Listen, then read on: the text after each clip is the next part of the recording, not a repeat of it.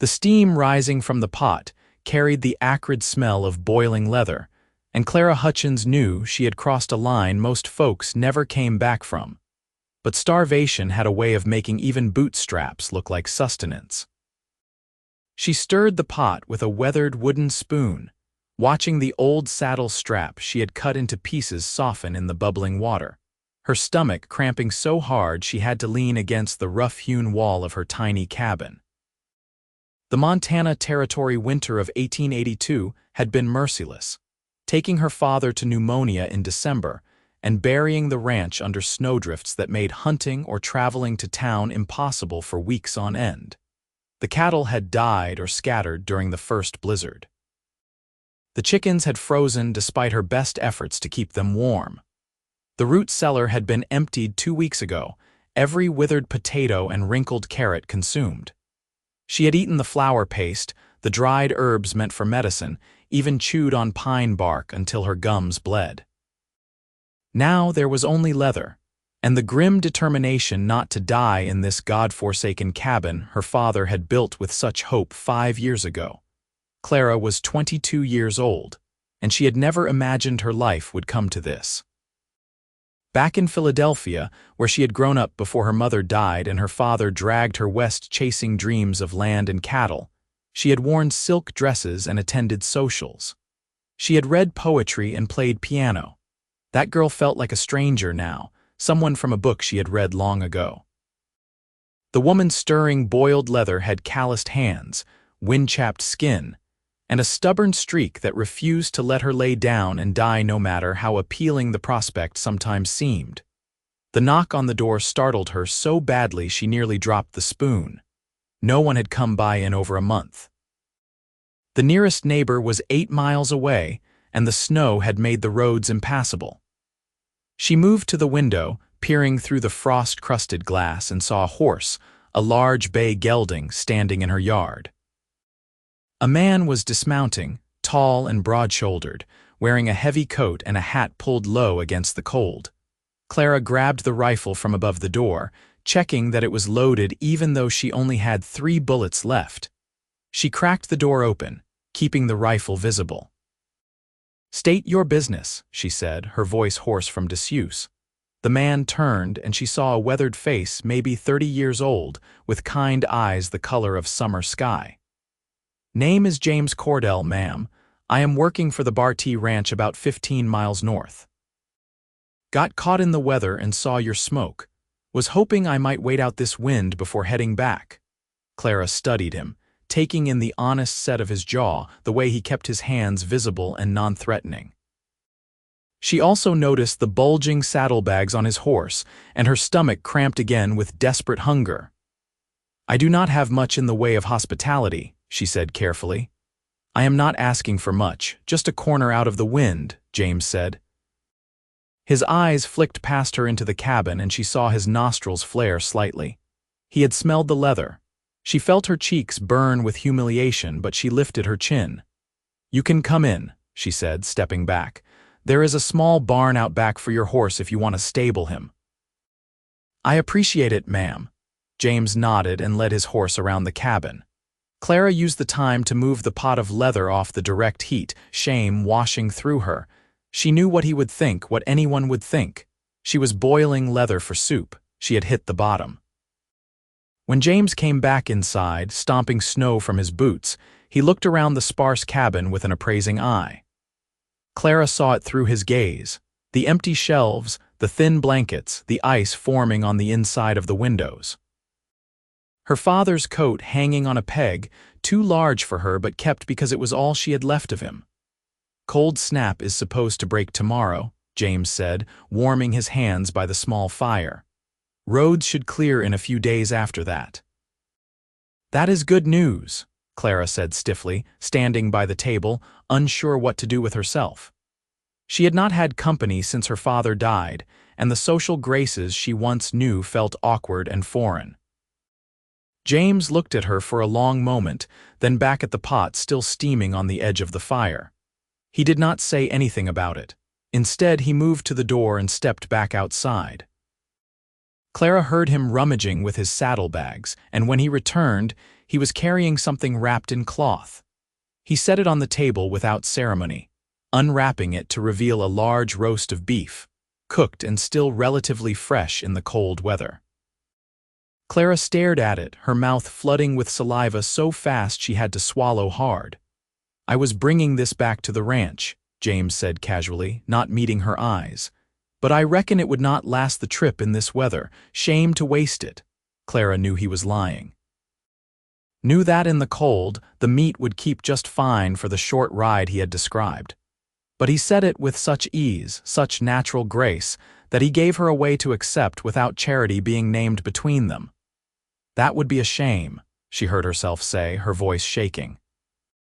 "I suppose we should eat it before it spoils." James nodded, still not looking at her directly, giving her the dignity of not seeing the tears that were threatening to spill down her cheeks. "I will slice it up if you have got a knife." She did, a good sharp one that had been her father's. She handed it to him and then busied herself taking down 2 of the 4 plates she owned, 2 of the 4 forks. Her hands were trembling so hard the plates rattled. The meat was heaven. Clara had to force herself to eat slowly, to not make herself sick after so long with so little. James ate at an easy pace, talking about nothing in particular, about the weather and the cattle and the way spring would come late this year. He did not ask about her situation, did not pry into why she was alone or where her family was. He just talked, filling the silence with his warm, steady voice, and let her eat. After they finished, Clara felt more human than she had in weeks.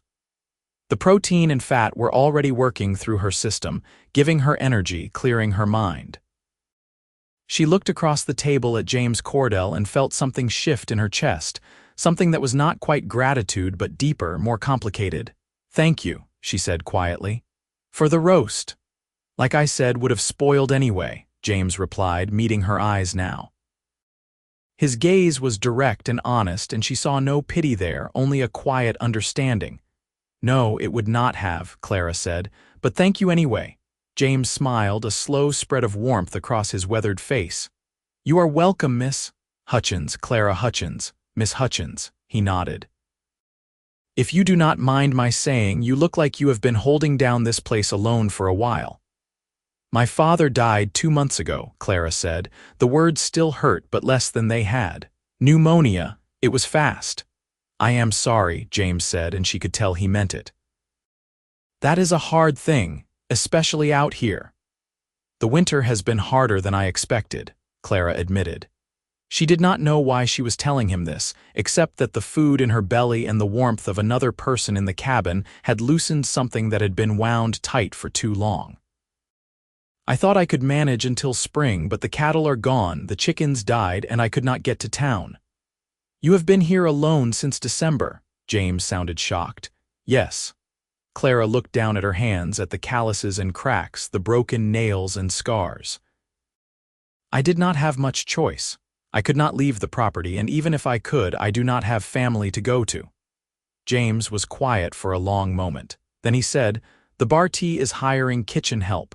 The cook is getting old and needs someone to assist. It comes with room and board, and the pay is decent.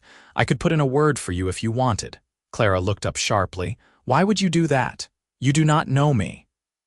"I know you have been surviving out here alone through the worst winter in a decade," James said. "That tells me you are tougher than most men I know. And I figure anyone who can keep their pride while boiling leather for soup is someone worth knowing better." The words were so unexpected, so free of judgment, that Clara felt the tears she had been holding back finally spill over. She wiped at them angrily, embarrassed, but James just looked away politely, giving her a moment to compose herself. "I would appreciate that," she said when she could speak again. "Very much. Consider it done," James said. He stood and stretched. "I should bed down for the night if you do not mind. I can sleep by the fire, leave you the bed." "You can have my father's bed," Clara said, gesturing to the second small room that had been her father's. "I would rather you were comfortable after your kindness." "That is generous of you," James said. He paused, then added, "Miss Hutchins, things are going to get better now. Sometimes all it takes is the weather breaking." Clara nodded, not trusting herself to speak. She watched as James retrieved a bedroll from outside and settled into her father's room. Then she banked the fire, poured out the pot of boiled leather when she thought he could not hear, and crawled into her own bed. For the first time in months, she fell asleep with a full stomach, and something that felt dangerously close to hope. The wind died overnight, and morning broke clear and painfully bright over the snow. Clara woke to the sound of James moving around in the main room, stoking the fire. She dressed quickly in her warmest clothes, layers of wool and flannel that hung loose on her thinned frame, and emerged to find him making coffee from supplies he had pulled from his seemingly endless saddlebags. "Morning," he said, handing her a cup. "Figured we could both use this." The coffee was strong and hot, and Clara wrapped her hands around the cup, savoring the warmth. "You came prepared." "I have learned to keep supplies on hand when traveling in winter," James said. "Montana does not forgive mistakes." They ate more of the roast for breakfast, and James continued to not mention the pot of leather that Clara had scrubbed clean and put away. They talked more easily now, the ice of strangers broken by the shared meal and shelter. Clara learned that James had come from Texas originally, working his way north as a ranch hand and cowboy, learning the trade from the ground up. He had been with the Barty for 3 years now, and he spoke of the ranch owner, Thomas Barrett, with respect and genuine affection. "Thomas is a fair man," James said. "He treats his workers right, pays on time, does not ask more than is reasonable. His wife runs the house, and she is the one who would be hiring for the kitchen. Her name is Margaret, and she is particular but kind. I think you would get along." "I do not have much experience in a big kitchen," Clara admitted. "My mother taught me to cook, but that was years ago, and it was just family meals." "You will learn fast," James said with confidence. "And honestly, after surviving out here alone, cooking for a household will probably seem easy." Clara laughed, a rusty sound that surprised her. She could not remember the last time she had laughed. "I suppose that is one way to look at it." After breakfast, James went out to check on his horse and assess the conditions. When he came back, his expression was thoughtful. "The snow is melting fast with this sun. Roads will be passable by tomorrow, maybe even this afternoon. I should head back to the ranch, let them know I am all right. They will have been worried when I did not return yesterday." Clara felt a sinking sensation in her stomach, a mixture of panic and disappointment. She had grown used to his presence faster than she should have, the comfort of not being alone. "Of course, you have responsibilities." James studied her face. "I will come back in 3 days with a wagon.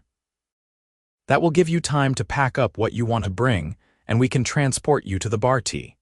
Thomas will not mind you staying in the guest room until Margaret decides about the position, and I am fairly certain she will say yes once she meets you. You would do that?" Clara asked, stunned by his continued generosity. "I said things were going to get better," James replied. "I meant it." He left an hour later after ensuring Clara had enough of the roast to last her several more days. She stood in the doorway of the cabin, watching him ride away across the snow-bright landscape, and felt the strangest mixture of emotions. Gratitude, certainly. Relief that she had a path forward, a way out of the desperate situation she had been trapped in. But underneath that was something else, something warm and unsettling that had to do with the way James smiled, the kindness in his blue eyes, the gentle strength in how he had handled her pride. She went back inside and looked around the cabin with new eyes. 3 days to pack up a life. It seemed both too much time and not enough. There was not much she wanted to bring, most of it was just reminders of hardship and loss. But her mother's quilt, her father's pipe, the few books that had survived the journey west, her mother's locket. Those things she would take. The rest could stay or burn, she did not much care. Clara spent the next 3 days in a flurry of activity that felt good after so many weeks of listless survival. She packed her belongings into 2 trunks, cleaned the cabin thoroughly out of respect for her father's memory, and used the last of James's roast to make a proper stew with the herbs and spices she had been hoarding. She felt her strength returning with each meal, her mind clearing, her body remembering what it was like to have energy. On the third day, she woke with a sense of anticipation that was entirely foreign after so many months of dread. She dressed in her best remaining dress, a dark blue wool that was worn but clean, and braided her hair carefully. When she heard the sound of a wagon approaching, her heart gave a strange leap. James pulled up with a sturdy wagon and a team of 2 horses. He was not alone. A woman sat beside him, middle-aged with kind eyes and an assessing gaze. She climbed down from the wagon with James's help and approached Clara with an outstretched hand. "You must be Miss Hutchins. I am Margaret Barrett. James has told me about your situation, and I wanted to come meet you myself." Clara shook her hand, impressed by the woman's firm grip and direct manner. "It is a pleasure to meet you, Mrs. Barrett. I appreciate you considering me for the position." "James speaks very highly of you," Margaret said, her eyes twinkling. "And if you manage to survive out here alone through this winter, I suspect you can handle a kitchen full of hungry ranch hands. Would you like to come back with us and see if we suit each other?" "I would like that very much," Clara said. Loading the wagon took less time than expected. Clara had so little worth bringing. James handled the trunks with ease, securing them in the wagon bed. Clara took one last look at the cabin, at the small grave marked with a wooden cross where her father lay, and felt a bittersweet pang. This place held pain, but it also held her last connections to her parents, her old life. "You can visit whenever you want," James said quietly, appearing beside her.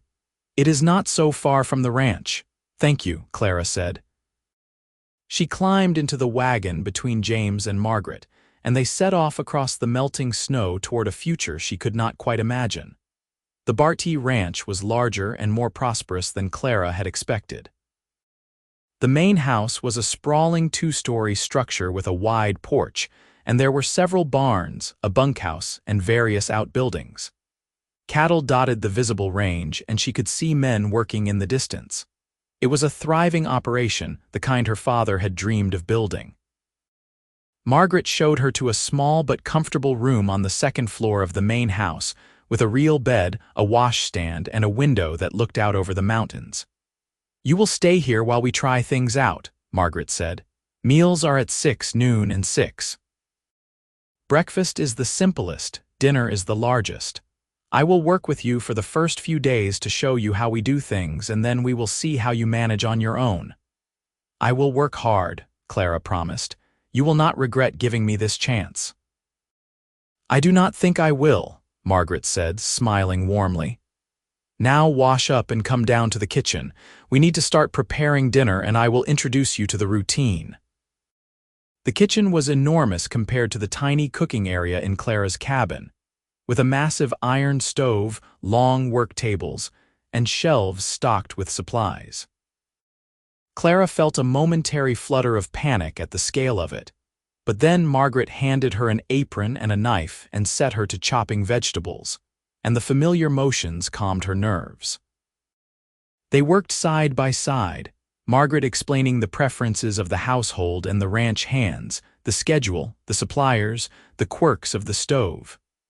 Clara absorbed it all, her mind sharp and focused in a way it had not been for months. When the men came in for dinner, crowding into the large dining room adjacent to the kitchen, Clara helped serve and watched the ease with which Margaret commanded the space. James was among the men, and when he caught her eye, he smiled in a way that made her pulse quicken.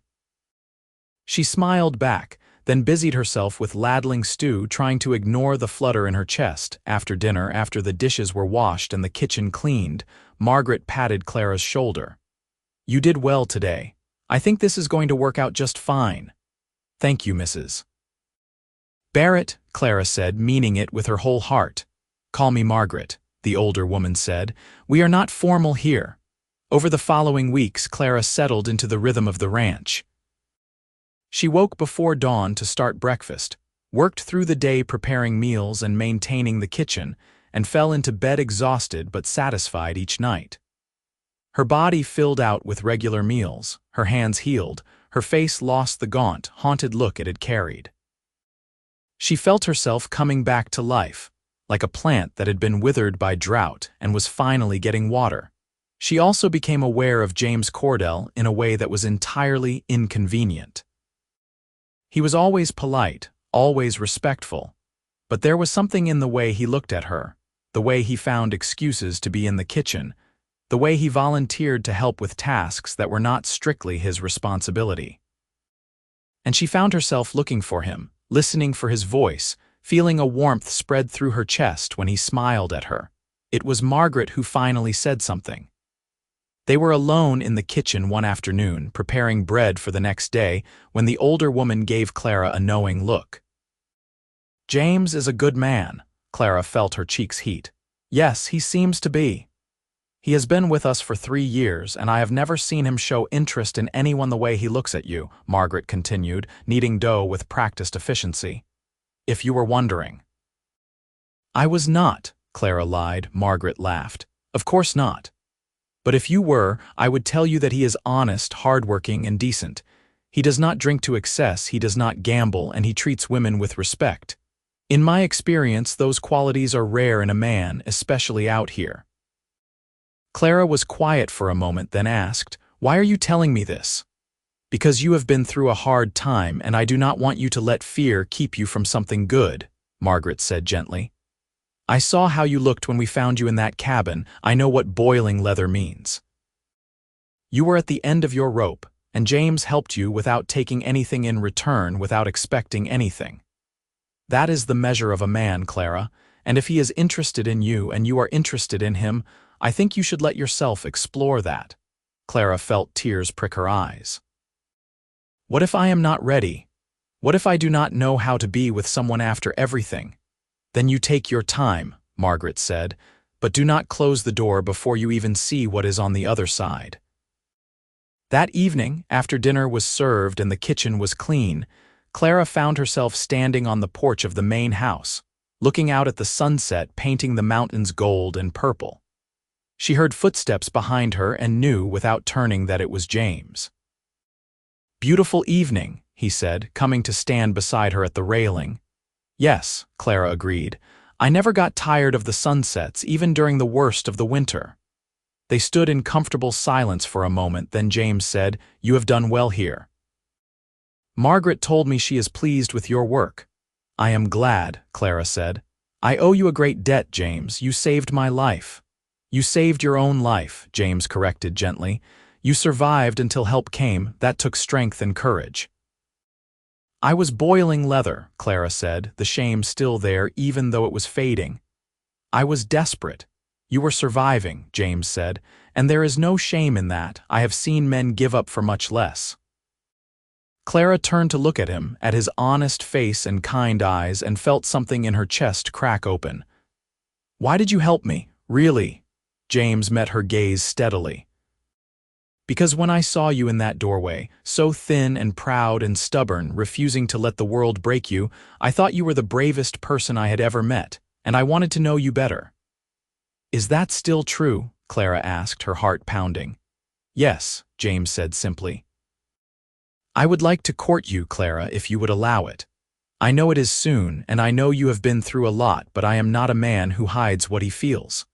I think you are remarkable, and I would like the chance to see where this might go." Clara felt a smile spreading across her face, genuine and warm. "I would like that too." James's answering smile was like the sun coming out. He reached for her hand and she gave it to him, feeling the calluses on his palm that matched her own, the strength and warmth of his grip. They stood there on the porch as the sun set, hands linked, and Clara felt something she had not felt in a very long time. She felt hopeful. The courtship that followed was slow and sweet, unfolding through the spring as the snow melted and the range turned green. James would find excuses to walk with Clara in the evenings after her work was done, talking about everything and nothing. He told her about his childhood in Texas, about his parents who had died when he was young, about the wandering life that had eventually brought him north to Montana. She told him about Philadelphia, about her mother's illness and death, about her father's dreams and his ultimate failure and demise. They were both orphans, both survivors, both carrying scars that the world could not see. But together, those scars seemed less heavy, the losses less absolute. James made Clara laugh with his dry humor and unexpected observations.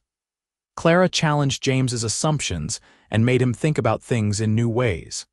They fit together in a manner that felt natural and right, like two pieces of a puzzle that had been searching for each other.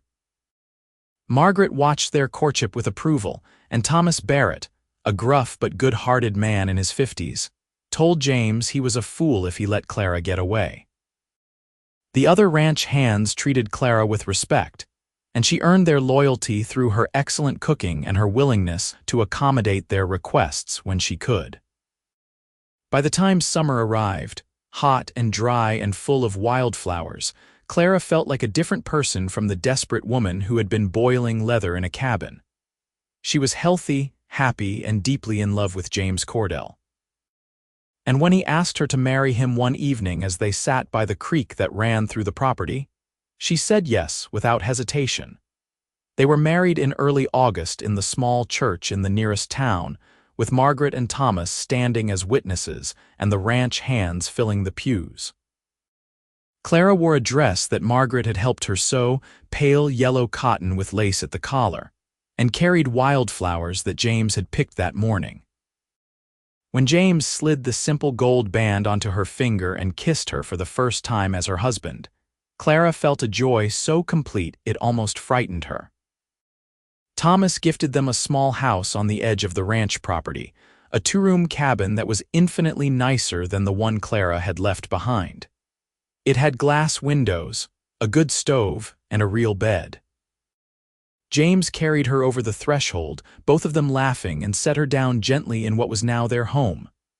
"Happy?" he asked, his hands on her waist, his blue eyes searching hers. "Happier than I ever thought possible," Clara admitted. "After my father died, I thought my life was over. I never imagined I could feel like this." "You deserve this," James said seriously. "You deserve happiness and safety and love, and I am going to spend the rest of my life making sure you have all three." He kissed her then, deep and slow, and Clara let herself fall into him, into the promise of a future she had stopped believing in. Their marriage was everything Clara had hoped for and more. James was an attentive and considerate husband, patient with her inexperience, passionate in a way that surprised and delighted her. They worked hard during the day, James with the cattle and horses, Clara in the kitchen at the main house, and came together in the evenings in their little cabin where they talked and laughed and built a life together. Clara continued working for Margaret through the fall, but as winter approached, she realized she was pregnant. The news filled her with a complex mixture of joy and terror. She had watched her mother die, had lost her father, had nearly starved to death herself. The idea of being responsible for another life felt overwhelming, but James was thrilled, his excitement infectious. He immediately began making plans, building a cradle, adding onto the cabin to create a nursery. Margaret hugged Clara tightly when she heard the news and promised to teach her everything she knew about caring for babies. Thomas declared that the child would have a place on the ranch for as long as they wanted, that the Bartee took care of its own. The pregnancy was not easy. Clara was sick for the first 3 months, exhausted for most of the remainder. But James was endlessly patient, taking over household tasks, bringing her food that might settle her stomach, rubbing her aching back and swollen feet. And slowly, as her belly swelled and she felt the baby move inside her, Clara's fear transformed into anticipation. Their son was born in late April of 1884, on a day when the mountains were still tipped with snow but the valleys were green with new grass. The birth was long and difficult, attended by Margaret and the local midwife, with James pacing anxiously outside. But when Clara finally held her baby in her arms, a squalling, red-faced boy with a surprising amount of dark hair, she felt a love so fierce and primal it took her breath away. "He is perfect," James said, tears streaming down his face as he looked at his son. "Clara, he is perfect. They named him Henry after Clara's father, and he was indeed perfect. He had James's blue eyes and Clara's stubborn temperament, and from the moment he entered the world, he owned their hearts completely. Clara reduced her hours at the main house, working only a few days a week so she could care for Henry, and James became known as the ranch hand who would talk anyone's ear off about his baby son. The years that followed were good ones. Henry grew into a bright, curious toddler who loved horses and followed his father around whenever possible. Clara and James added a daughter to their family when Henry was 3, a sweet-natured girl they named Sarah after James's mother. The cabin expanded again, and so did their happiness. Clara sometimes thought about the winter of 1882, about the desperate woman boiling leather for soup, about how close she had come to simply giving up. It felt like a lifetime ago, like it had happened to someone else entirely. But she never forgot, and she never let James forget either, the grace with which he had saved her without ever making her feel like she needed saving. "You gave me back my life," she told him one evening as they sat on the porch of their cabin, watching Henry and Sarah play in the yard. "And you never once mentioned the leather." "There was nothing to mention," James said, pulling her close against his side. "You were surviving the only way you could, and I had a roast that would have gone to waste." Clara laughed and kissed him, this man who had ridden into her life on a winter day and changed everything. "I love you, James Cordell." "I love you too, Clara Cordell," he replied. "Every single day more than the day before." As the sun set over the Montana mountains, painting the sky in shades of gold and crimson, Clara looked at her husband, her children, the life they had built together, and felt a gratitude so deep it was almost prayer. She had survived the worst the world could throw at her, and she had come out the other side not just intact but happy. Not just alive, but truly living. The ranch prospered over the years. Thomas Barrett eventually turned over more responsibility to James, recognizing his skill and dedication. When Thomas died peacefully in his sleep in 1890, he left a significant portion of the ranch to James and Clara in his will, along with generous provisions for Margaret. It was an act of generosity that still made Clara tear up when she thought about it, the way this family had taken her in and made her one of their own. James proved to be as skilled a ranch manager as he had been a cowboy, and under his leadership, the Bartee continued to thrive. Clara ran the house with Margaret, who had become like a mother to her, and together they made it a warm and welcoming place. Henry and Sarah grew up surrounded by love and stability, knowing they were wanted and valued. More children followed. Twin boys named Jack and Jesse born in 1889, and finally another daughter, Elizabeth, in 1892. The cabin expanded into a proper house, sprawling and full of laughter and noise and life. Clara, who had once been so alone she considered eating boot leather, now was surrounded by family, by love, by abundance. She taught her daughters to be strong and independent, to know their own worth. She taught her sons to be kind and respectful, to measure a person's value by their character rather than their circumstances. And all of them learned from both parents what it meant to work hard, to treat others with dignity, to help those in need without demanding recognition. On their 10th wedding anniversary, James took Clara back to her father's old cabin. It was still standing, weathered and empty, slowly being reclaimed by the land. They walked through it together, James's arm around her shoulders, looking at the place where their story had begun. "Sometimes I still cannot believe how much my life has changed," Clara said softly, standing in the spot where she had once stirred a pot of boiling leather. "How lucky I was that you rode up that day." "I was the lucky one," James corrected. "You are the bravest, strongest, most remarkable woman I have ever known. Finding you was the best thing that ever happened to me." They stood together in the ruins of her old life, two people who had found each other in the darkest moment and built something beautiful. Then they walked back to their horses, back to their children, back to the life they had created together through love and hard work and unwavering commitment to each other. Clara continued to work alongside Margaret in the kitchen of the main house, until Margaret passed away peacefully in 1895 at the age of 72. It was Clara who held her hand at the end, who whispered thank you for everything, who mourned the loss of the woman who had been her guide and friend and surrogate mother. After Margaret's death, Clara took over running the household entirely, managing not just the kitchen but the accounts and the household staff, and the social obligations that came with being the wife of a ranch co-owner. She proved to be just as capable at management as she had been at survival. The Bartitec's reputation grew not just for its cattle and horses, but for its hospitality and the quality of life it provided its workers. Other ranches in the territory began to emulate their practices, and James and Clara became respected figures in the community. Their children grew into fine adults. Henry took to ranching like he was born to it, working alongside his father and eventually taking over more of the day-to-day operations. Sarah became a teacher, opening a small school on the ranch for the workers' children and any others in the area who wanted education. The twins went different directions, Jack staying on the ranch while Jesse went east to study engineering. Elizabeth, the baby, surprised everyone by becoming a skilled horse trainer with a gift for handling even the most difficult animals.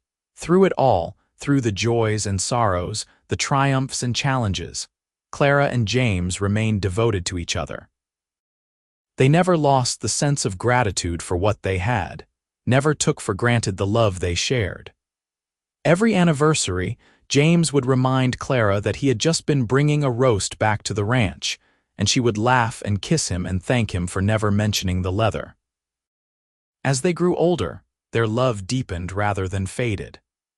They became those couples that younger people looked at and aspired to be, partners in every sense of the word, still holding hands after decades of marriage, still finding joy in each other's company. James's hair went silver, and Clara's face gained lines from years of laughter and sun. But when they looked at each other, they still saw the young woman in the cabin doorway and the cowboy who had brought her hope. In the spring of 1910, they celebrated their 25th wedding anniversary with a party that brought together family and friends from across Montana.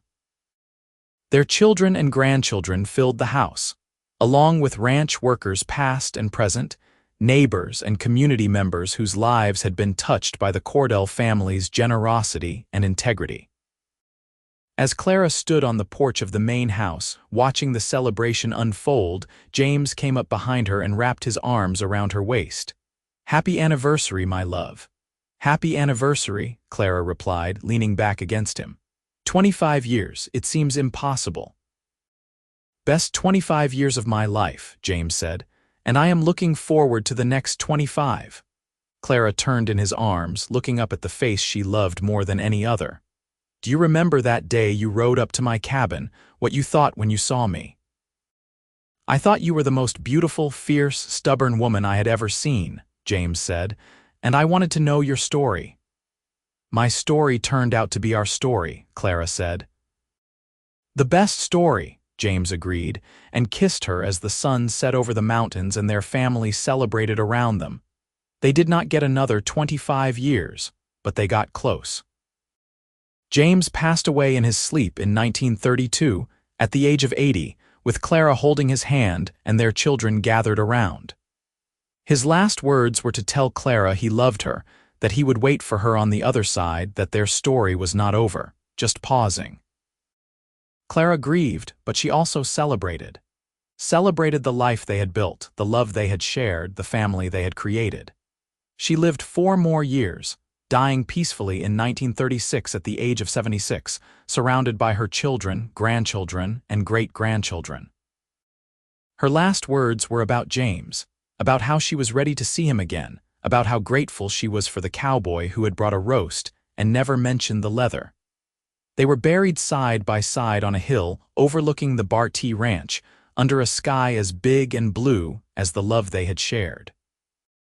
And the family they created continued to thrive, generation after generation, carrying forward the lessons of strength and kindness and grace that Clara and James had taught them. The story of the woman who had been boiling leather for soup and the cowboy who brought a roast became family legend, told and retold to each new generation. It became a reminder that even in the darkest moments, hope can arrive on horseback. That true love is built on respect and dignity and kindness as much as passion. That helping someone without demanding recognition is the mark of real character. And that survival, whether through a brutal winter or the challenges of building a life, is always easier when you do not have to do it alone. The old cabin where it all began eventually collapsed, returning to the earth. But the house that Clara and James built together stood strong, filled with their descendants, a testament to what two people can create when they find each other at just the right moment and choose to build something beautiful together. And every anniversary, without fail, someone in the family would serve roast beef for dinner, and everyone would raise a glass to Clara and James, to survival and love, to the grace of help given freely and the courage to accept it. Their story was not one of grand gestures or dramatic rescues. It was quieter than that, more profound. It was about seeing someone at their lowest and treating them with dignity, about offering help without shame. About building trust one day at a time, one shared meal at a time, one act of kindness at a time. It was about two lonely people finding each other and deciding that together was better than apart, that love was worth the risk, that hope was always possible even when you were at the end of your rope. And in the end, that was the truest kind of love story there was. Not the fairy tale, but the real thing, forged in hardship and sustained through commitment. The kind of love that transforms not through magic but through choice, through showing up every day and choosing each other again and again.